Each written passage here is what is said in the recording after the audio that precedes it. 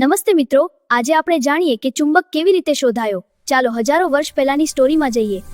હજારો વર્ષ પહેલા પ્રાચીન ગ્રીસમાં મેગ્નીસ નામનો ભરવાડ રહેતો હતો. તે રોજ પોતાના ઘેટા બકરાને ચરાવવા પહાડ પર લઈ જતો હતો.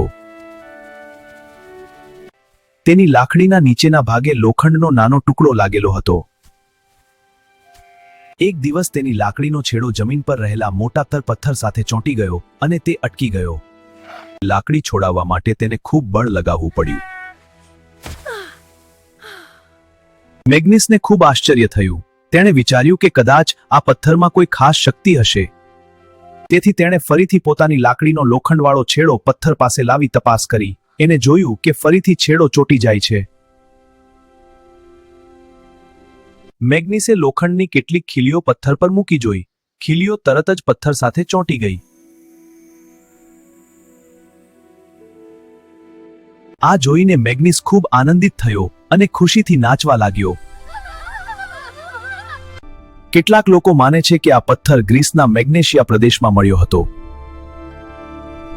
જે પદાર્થ લોખંડને ખેંચે તેને ચુંબક કહેવામાં આવે છે. તો મિત્રો, એક સામાન્ય ઘટનાથી માનવજાતને ચુંબક વિશે મહત્વપૂર્ણ જાણ મળી. તો મિત્રો, મેગ્નીસ નામના ભરવાડે એવો પથ્થર શોધ્યો જે લોખંડને પોતાની તરફ ખેંચે છે. આવા પથ્થરને કુદરતી ચુંબક અથવા મેગ્નેટ કહેવામાં આવે છે.